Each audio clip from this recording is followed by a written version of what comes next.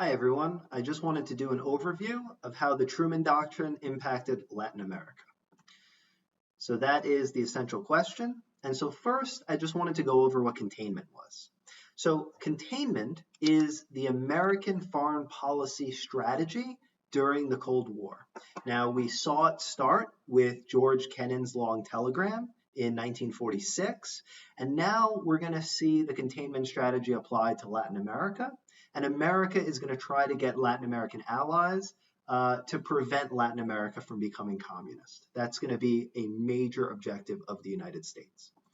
And going with containment is collective security. So collective security is the idea that America is going to create alliances, and if any member of an alliance system is attacked, it will be as if everyone was attacked. So for instance, America has collective security with the states. If New York is attacked, we treat that as if California and Kansas and Texas were also attacked, right? So attack on any one of the states is an attack on the United States. And so that is what the United States is going to do with other countries. We are going to say, we're going to create an alliance with you, and if you're attacked, it's as if we're attacked, and vice versa. Right? That's collective security. So I want to break down the different points of view of the United States and Latin America during this time. So from the United States point of view, Europe is the most important region in the world, right? This has to do for many reasons, but basically Latin America is getting downgraded from where it was during the Roosevelt administration. So the Marshall Plan, it's not a coincidence that it goes to Europe, right? And there is no comparable Marshall Plan to Latin America, to Asia, to Africa. All right.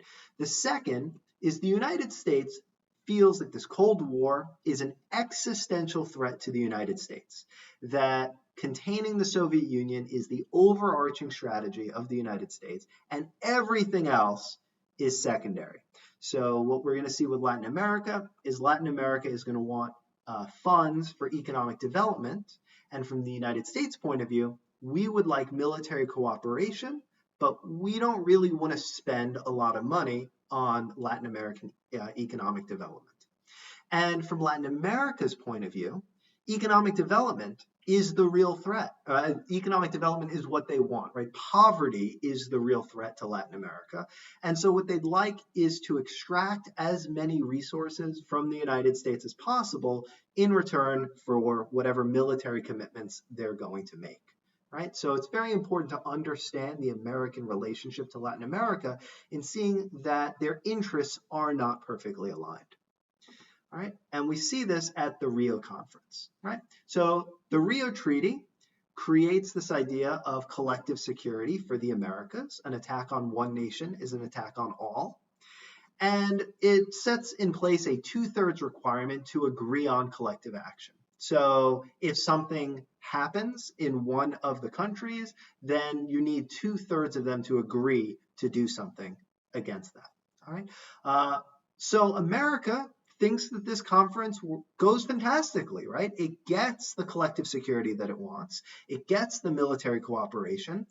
But from Latin America's perspective, they're not getting the money that they need. So from their perspective, what have they gotten out of this? They don't see communism as the existential threat that America does.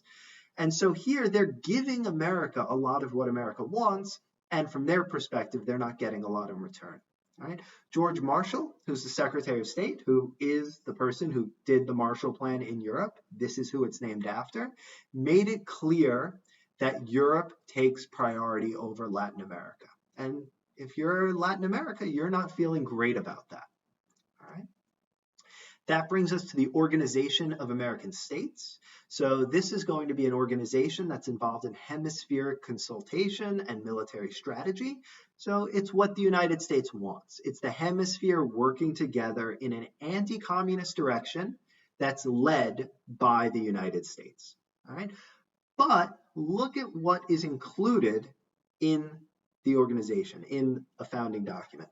No state or group of states has the right to intervene directly or indirectly for any reason whatever in the internal or external affairs of any other state. that's directed at the United States, right? So after decades of the United States being a bad neighbor to Latin America, intervening in its internal affairs for many different reasons, Latin America is heavily suspicious of the United States. And so while they would like to work together, mostly for funds, right? But also there's this military aspect as well. They don't want subversion. They don't want the United States coming in and telling them what to do or subverting their governments, which is exactly what we're going to see in a later period with Grenada in 1953.